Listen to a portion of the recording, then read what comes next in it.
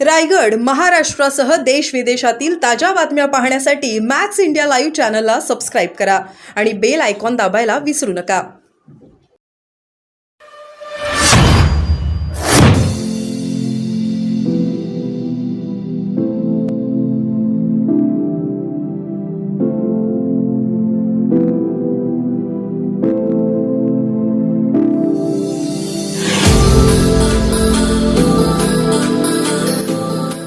केवळ 48 तासामध्ये यांच्याकडून हे होणं शक्य नाही हे त्यांना माहीत असल्यामुळे आता महायुतीची सत्ता येणार यावर शिक्कामोर्तब झालेलं आहे.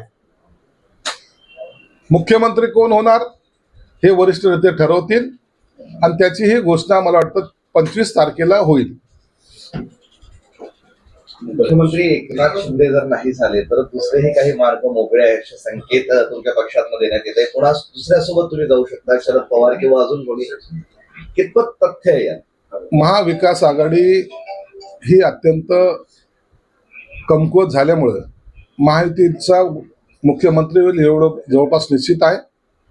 यामध्ये वाद होण्याचं कोणताही कारण नाही. मुख्यमंत्र्यांचं कालही मी सांगितलं, मुख्यमंत्र्यांच्या चेहऱ्यावर ही निवडणूक लढवली गेली. या बाकी सर्वे बरोबर जर आणखीन दुसरा एक सर्वे पाहिला तर मुख्यमंत्र्यांच्या नावाला, शिंदे साहेबांच्या नावाला सर्वात जास्त पसंती देण्यात आलेली आहे. म्हणून आमच्या पक्षाची भूमिका नाही तर आमच्या सर्व कार्यकर्त्याची जी इच्छा आहे ते मुख्यमंत्री एकनाथ शिंदे साहेब हे झाले पाहिजेत. म्हणून त्यावर अखेरला निर्णय हा वरिष्ठ नेते घेतील. त्यावर आताच आम्ही कोणतंही भाष्य किंवा वाद घालणार नाही. हो, पण त्यांना मुख्यमंत्री करण्यासाठी प्रसंगी कुठलीही तडजोड स्वीकारणार का? तडजोडीवर करायचा प्रश्न येणार नाही. त्या लेवलला कुणी जाणार नाही. मला वाटतं सामंजस्याने आणि एक आत्मविश्वासाने ह्या सर्व निर्णय घेतले जातील आणि त्यात मुख्यमंत्री एकनाथ शिंदे साहेब असावेत हा जो आमचा आग्रह आहे त्याला कदाचित मान्यता सुद्धा मिळेल. शिवसेनेचे अनेक उमेदवार नाराज आहेत कारण भाजपनं तुमच्या म्हणजे त्यांच्या मतदारसंघात अपक्षांना मदत केली आणि त्यामुळे हे नाराज उमेदवार इतर पक्षांच्या, काँग्रेसच्या किंवा अजून कोणाच्या संपर्कात आहेत असं पण काँग्रेसचं म्हणणं आहे. नाही, उद्या निकाल लागणार आहे. उद्या निकाल लागल्यानंतर खरं चित्र स्पष्ट होईल. आजच कुणावर आरोप प्रत्यारोप करण्यापेक्षा उद्या जेव्हा निकाल लागेल त्या टायमाला निश्चितच आमदारांची बैठकीत बोलवले जाणारच आहे. त्यातल्या त्यात जे पराभूत आमदार असतील त्यांना त्यांची बैठक बोलवली जाईल, त्यांच्याकडून तो आढावा घेतला जाईल आणि त्या आढाव्यानंतर मग त्याच्यावर काय कारवाई करायची का किंवा काय निर्णय घ्यायचा हे पक्षाचे नेते एकनाथ शिंदे साहेब ठरवतील. पण भाजपनं खरंच केलंय असं मला कुठे असं जाणवलेलं नाहीये आणि त्याच्यावर मी आता कोणताही विदाऊट पुराव्याचे कोणतेही आरोप करणार नाही. प्रसंगी शरद पवारांबरोबर जाणार अशा संदर्भातल्या चर्चा सध्या सुरू आहेत सोशल मीडियावर किंवा इतर माध्यमांमध्ये आणि त्याला तुमचं नाव जोडलं की तुम्ही असं काहीतरी नाही, शरद पवार बरोबर जाण्याचा प्रश्न नाही. शरद पवार कुठे जातील हाच एक मोठा प्रश्न आहे. शरद पवार हे महाविकास आघाडी बरोबर राहतील असं कोणीही त्यांच्या पक्षातला नेताही छातीठोकपणे सांगू शकत नाही. म्हणून शरद पवारच्या भूमिकेबद्दल संभ्रम पूर्ण पक्षातील कार्यकर्त्यांनाही आहे, नेत्यांनाही आहे आणि उभाटा गटातील लोकांनाही आहे. एकंदरीत महाविकास आघाडीला याबद्दल संभ्रम निर्माण तयार झालेला आहे आणि मग या महाविकास आघाडीची फूट कशी टाळता येईल यासाठी ते सगळेजण प्रयत्नशील आहेत. शरद पवार काही करू शकतात. मागच्या वेळेला भाजपला विदाउट टर्म कंडिशनचा त्यांनी पाठिंबा दिला होता 2014ला. म्हणून शरद पवारांच्या भूमिकेवर आज कोणीही ठामपणे कोणी सांगू शकत नाही, पण योग्य वेळेला ते निर्णय घेतील. म्हणजे थोडक्यात शरद पवार आणि एकनाथ शिंदे एकत्र येण्याची शक्यता दिसते. आम्ही एकत्र जात नाहीये. ते कुठे महायुती बरोबर ते येतील का नाही हेच हा प्रश्न आहे. आमची महायुती एकदम घट्ट आहे, मजबूत आहे, फेविकॉल का जोड आहे. त्यामध्ये कुणी अपक्ष येतील, कुणी आणखीन येतील. कुणी जर बळजबरीत पाठिंबा द्यायला लागलाय तर त्याला काय आम्ही नाही म्हणणार नाही, पण बळजबरी पाठिंबा त्याला म्हणतात. युतीमध्ये सामील करून घेण्याचा अधिकार या वरिष्ठ तिन्ही नेत्याला आहे. ते तिन्ही नेते योग्य तो निर्णय घेतील. बऱ्यापैकी हिंट देता या संदर्भात की मुख्यमंत्री एकनाथ शिंदे हेच मुख्यमंत्री होतील, मार्ग कोणता आहे असं? हो, माझ्या पक्षाचा नेता आहे. माझ्या पक्षाचा नेता मुख्यमंत्री होऊ नये असं माझं मत असतं का?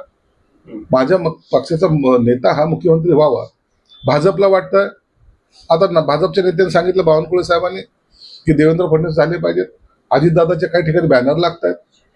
मग आम्ही गपचूप बसलेलो आहोत, नमस्कार करत बसलेलो आहोत. अशातला थोडी भाग आहे. आमच्या पक्षाच्या सर्व कार्यकर्त्याला, आमदारांना, पदाधिकाऱ्यांना सुद्धा वाटतंय की एकनाथ शिंदे साहेब मुख्यमंत्री झाले पाहिजेत आणि त्यात गैर काहीच नाही. संजय राऊत म्हणाले की संजय शिरसाट मणिपूरला जातील, मणिपूरला अडाणीने रिसॉर्ट बांधले आहे. मला संजय राऊतला एक सांगायचंय, मणिपूर वगैरे हे भारतातल्या भागामध्ये घेऊन जाण्यापेक्षा मला लंडनला घेऊन जा. लंडनला जर घेऊन गेले तर तिथलचं आपले असलेले काही जे काही सर्व काय म्हणता येईल ते तर एन्जॉय करण्यासारखं जे काय आहे ते आम्हाला याच देही या डोळ्या पाहता येईल. अचानक टक्केवारीमध्ये वाढ झालेली आहे. इलेक्शनच्या सुरुवातीला 66.5 टक्केवारी होती, नंतर 65.11 झाली, नंतर 65.2 झाली आणि शेवटी पुन्हा 66.5 करण्यात आली. तर ही टक्केवारी वाढल्यामुळे संभ्रम आहे. संजय राऊतांनी त्याच्यावर टीका केली आहे की अचानक टक्केवारी वाढ होते, हा काय खेळ आहे, निवडणूक आयोगाने सांगावं. त्याच्याबद्दल तुमचं काय म्हणणं? टक्केवारी वाढण्याचे अनेक कारण आहेत. एक तर सर्वात महत्वाचं जनजागृती झालेली आहे. निवडणूक आयोगापासून तर सर्व यंत्रणा मतदान करण्याचं आव्हान हे प्रत्येकाला करत आलेले आहे आणि नागरिकही आता जागरूक झालेले आहेत. आपल्या एका मतदानानं काय चमत्कार घडू शकतो हे गेल्या लोकसभेच्या वेळेला लोकांनी पाहिलेलं आहे. म्हणून आपण घरी बसण्यापेक्षा आपलं मतदानाचा अधिकार नोंदवावा, तो वापरावा, या पद्धतीने सर्वजण आज रस्त्यावर आलेले आहेत आणि त्यामुळं त्याचा फायदा निश्चितच महायुतीला होणार आहे. आणि हीच जी जळफळाट आहे ही उबाटा गटाच्या नेत्याला होते. परंतु आता जे सरकार गतीने चाललंय त्याच्या मागे आम्ही उभे राहू असं जनसामान्याची भावना आहे. बच्चू कडू म्हणताय की त्यांना महायुती आणि महाविकास आघाडी दोघांनी संपर्क केला आहे. अपक्षाला संपर्क केला जातो. अपक्षाचा जे काही निवडून येणार असतात त्याच्याशी संपर्क केला जातो. आणि बच्चू कडूला माहिती की दरवेळेला आपण अपक्ष जरी असलो तर प्रत्येक वेळेला प्रत्येकाला आपण पाठिंबा दिलेला आहे. म्हणून ते काही नवीन करतायत आणि आम्ही काही नवीन करतो अशातला काही भाग नाही. हा जो राजकारणाचा खेळ आहे तो बच्चू कडूला त्याचे चांगले अनुभव पण आहे आणि जाणीव पण आहे. जो देगा उसके साथ हम जाएंगे ही त्यांची असलेली भूमिका आहे. मुंबईतील मवियाच्या बैठकीत राऊत आणि पटोलेंना तोंड बंद ठेवा अशा पद्धतीच्या सूचना करण्यात आलेल्या आहे. राऊतचं तोंड बंद ठेवतील अशी शक्यता कमी आहे. संजय राऊतच महाविकास आघाडीचा बिघाडा करतील, ते कुठेही एक राहणार नाही. याच्यात भीष्माचार्याची भूमिका ज्या शरद पवारांनी घेतलेली आहे ते मात्र एक योग्य वेळेला योग्य तो निर्णय घेतील अशी अपेक्षा आहे. या सगळ्या मारामारीमध्ये उभाटा गट कुठं दिसत नाहीये. काँग्रेसवाले आपली सेपरेट चूल मांडण्याची तयारीत आहेत. त्यांना एवढी जाणीव निश्चित झालेली आहे की काही झालं तरी विरोधी पक्ष नेतापद हे त्यांच्याकडे जाणार आहेत, म्हणून ते निश्चिंत आहेत. बाकीच्यांनी काय करायचं हा त्यांचा वैयक्तिक प्रश्न आहे. मग याच्या वेळेस असं म्हणाले होते की तुम्ही संजय राऊत त्यांच्या बोलण्यामुळे, संजय राऊतांच्या वर्तनामुळे सत्ता आमच्या हातात आली. यावेळेस त्यांच्यामुळे येणार आहे का तुमच्यामुळे? संजय राऊतला तर आम्ही थँक्स म्हणतो. संजय राऊतने जी काही महाविकास आघाडीची वाट लावली ना, मला वाटतं घर का भेदी लंका ढाय हा जो प्रकार आहे हा संजय राऊत सारख्या लोकांनी केलेला आहे. स्वतःचा TRP जरूर त्यांचा वाढलाय, परंतु महाविकास आघाडीला त्यांनी पार खड्ड्यात टाकलंय याची सर्वांना जाणीव झालेली आहे. म्हणून आता असे लोक त्यांच्याकडे असणं हे आमच्यासाठी सुद्धा एक चांगला शुभ शकून आहे. विदर्भामध्ये जे निवडून येणारे आमदार आहेत त्यांना भाजप महायुतीने 50-50 कोटींच्या थैल्या पाठवून दिल्या. 50 नाही 100 पाठवलेले आहेत. रावची माहिती चुकीची आहे. आम्ही 100 पाठवलेले आहेत. त्यांना ठेवायला जर जागा नसेल तर ते तुमच्याकडे पाठवतील किंवा तुम्ही जाऊन ते घ्या. मूर्खाच्या नंदनवन वावरणारे लोक यांना त्या गोष्टीची किंमतच नाही. अपक्षाच्या बोली लावायला लागलेले आहेत आता. म्हणून लोकांनी यांना जागा दाखवलेली. यांच्या तोंडात खोके आणि बोके याच्याशिवाय दुसरं काहीच नाही. म्हणून असे बिनबुडाचे आरोप करणं हा त्यांचा धंदा झालेला आहे आणि हे धंदेवाईक लोकच राजकारणामध्ये सर्वांना कीड लावत आहेत. आणि त्यामुळं आज उबाटाची जी स्थिती झाली ना ही फक्त ह्या अशा स्टेटमेंटमुळे झाली. घोडेबाजार होईल असं वाटत नाही. नाही, कशाला घोडेबाजार. आम्ही बहुमतात आहोत. 26 तारखेला आम्ही सरकार स्थापन करतोय हे म्हटले राऊत. करणार आहेत ते. सिल्वर ओकवर जाऊन ते सरकार स्थापन करणार आहेत. तिथे एक जंगी पार्टी असणार आहे. राज्यपालाच्या भूमिकेमध्ये शरद पवार असतील आणि मुख्यमंत्र्याची पदाची शपथ हे संजय राऊत घेतील आणि उपमुख्यमंत्री जे आहेत त्या जितेंद्र आव्हाड असतील. असे ते एकंदरीत मंत्रिमंडळ आहे आणि ते स्वतः जाहीर केले ते मंत्रिमंडळाची शपथ सिल्वर ओकला होणार आहे. तुमच्या मतदारसंघात 50 म्हणजे सट्ट्या बाजारात सुद्धा संभ्रम आहे आणि संभाजीनगरच्या मतदारसंघात सट्टा बाजारात 50 कोटीचा सट्टा लागलेला आहे.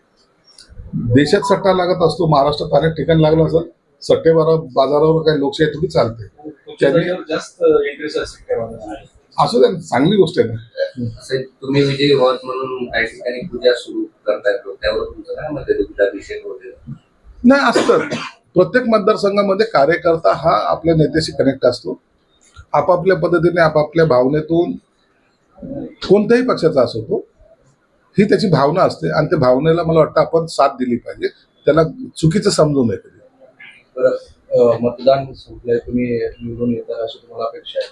मंत्रिमंडळाचा विस्तार झाला तर आता संधी मिळेल अपेक्षा आहे मंत्रिमंडळाची? निश्चित मंत्रिमंडळाच्या पहिल्या यादीमध्ये मी असेल. राजवट लागण्याची शक्यता. हे कायदेशीर पेच आहे म्हणून त्यासाठी दिलेले 48 तास आहेत. 48 तासामध्ये बहुमताचा जो आकडा आहे तो राज्यपालाकडे सादर करावा लागतो. राज्यपाल त्याला मंजुरी देते आणि त्यांनी त्यांच्या प्रोटोकॉलनुसार जी वेळ दिली जाते त्यावेळेला ही शपथविधी ग्रहणचा समारंभ होतो.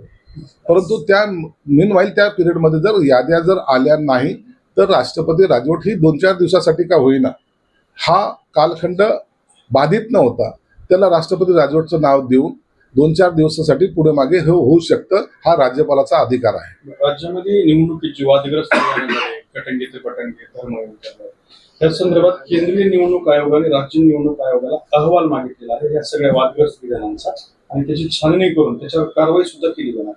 काय त्यात काय कारवाई काय करणार? एक आहे तर सेफ आहे. भारतातला नागरिक हा एक असला पाहिजे. एक असला तर तो सेफ आहे. चुकीचं काय वक्तव्य?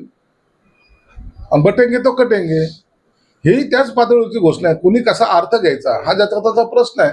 म्हणून राज्य सरकारला जी काही नोटीस पाठवली त्याचं योग्य उत्तर दिलं जाईल आणि मला वाटतं या दोन्ही वाक्याचा अर्थ ज्याच्या त्या पद्धतीने लोकांनी घेतलेला आहे. नागपूरला आणखी सरकार स्थापन होणं बाकी आहे. मात्र नागपूरला हिवाळी अधिवेशनाची तयारी सुरू झाली आहे. बंगल्यांची साफसफाई सगळं कलरिंग वगैरे सगळी व्यवस्था करणं सुरू झाली आहे. हे रुटीन आहे. 29 तारखेनंतर त्या 26 तारखेनंतर नागपूर अधिवेशनाची घोषणा सुद्धा केली जाईल. नागपूर अधिवेशन हे 31च्या दरम्यान 31 डिसेंबरच्या पूर्वी हे 15 दिवसाचं अधिवेशन हे नागपूरला भरवलं जात असतं दरवर्षीप्रमाणे. याही वर्षी ते त्या पद्धतीने अधिवेशन नागपूरला होणार आहे. समीर वानखेडेंनी नवाब मलिक यांना अटक करावी यासाठी न्यायालयात याचिका दाखल केलेली आहे. नवाब मलिक कुराण फिरतायत आणि माध्यमांना मुलाखती देत आहेत. हे त्यांच्या जामिनाच्या अटी शर्तींच्या विरोधात आहे. त्यामुळे त्यांना अटक करावी अशी समीर वानखेडेंची मागणी. नवाब मलिक हे तब्येतीच्या कारणामुळे त्यांना मिळालेला जामीन होता. त्यांची तब्येत ठीक नाही आहे, किडन्या फेल झालेल्या आहेत, हार्टचा प्रॉब्लेम आहे अशी कारणं दाखवून त्यांना जामीन मिळाला होता. परंतु एकंदरीत पाहता त्यांनी निवडणुकी प्रचारामध्ये भाग घेतलेला आहे, जोरजोरात भाषणं केलेली आहेत, रॅल्या केलेल्या आहेत. हे तब्येतीचं कारण आता ते असू शकत नाही. म्हणून तो जो दिलेला जामीन ज्या आधारावर दिला होता मेडिकल ग्राउंडवर तो आता रद्द करावा आणि त्यांना पुन्हा जेलमध्ये पाठवावं. ही वानखेडेंनी केलेली भूमिका अत्यंत योग्य आहे. मला वाटतं त्याच पद्धतीने न्यायालय सुद्धा योग्य तो निर्णय घेईल. खोके पार्क 2 सुरू झाला. पक्ष आहेत त्यांची मोठ बांधण्याचा प्रयत्न तुमच्याकडून सुरू झालाय अशा चर्चा सुरू आहेत. नाही, आम्ही तर पहिले सांगितलं महायुती जरी बहुमतात आली तरी जे अपक्ष आमच्या बरोबर येऊ इच्छितात त्यांना आमचे दरवाजे उघडे आहेत. त्यांनी यावं, त्यांचं आम्ही स्वागत करतो. आम्ही सुद्धा काही अपक्षांच्या संपर्कात आहोत. आम्ही हे नाकारत नाहीत. कारण सत्ता चालवताना बहुमतामध्ये जर सरकार चालवलं तर निर्णय घेण्याला सोपं जातं आणि निर्णय घेताना सर्वांचं मत एकत्रितपणे यावं ही आमची भूमिका आहे. असे अनेक निर्णय आहेत ज्या निर्णयासाठी आम्ही विरोधी पक्ष नेत्यांना सुद्धा आवाहन करत असतो की तुम्ही या आणि आमच्या या चांगल्या निर्णयाला पाठिंबा द्या. आणि म्हणून हे सरकार संकुचित विचाराचं नाहीये, हे सरकार मीपणाचं नाहीये, हे सरकार हुकुमशाहीचं नाही, तर हे लोकांचं सरकार आहे आणि त्यामध्ये निर्णय घेताना प्रत्येकाचा सहभाग असला पाहिजे असं आम्ही मानणारे मधले आहोत. मवियाच्या कालच्या बैठकीमध्ये नाना पटोले होते, ते बरंच काही सांगून जाते की मवियामध्ये सध्या काय स्थिती आहे. स्थिती चांगलीच आहे त्यांची. नाना पटोलेला माहिती आहे, जरी त्यांना मुख्यमंत्री पद मिळालं नाही किंवा त्यांची सत्ता आली नाही तरी ते विरोधी पक्षनेता पदावर ते राहणार आहेत. आणि जर विरोधी पक्षनेता जर अनाशा काँग्रेसकडे येत आहे तर त्याच्यासाठी त्यांना इतकी आटापिटा करण्याची गरज सुद्धा नाही.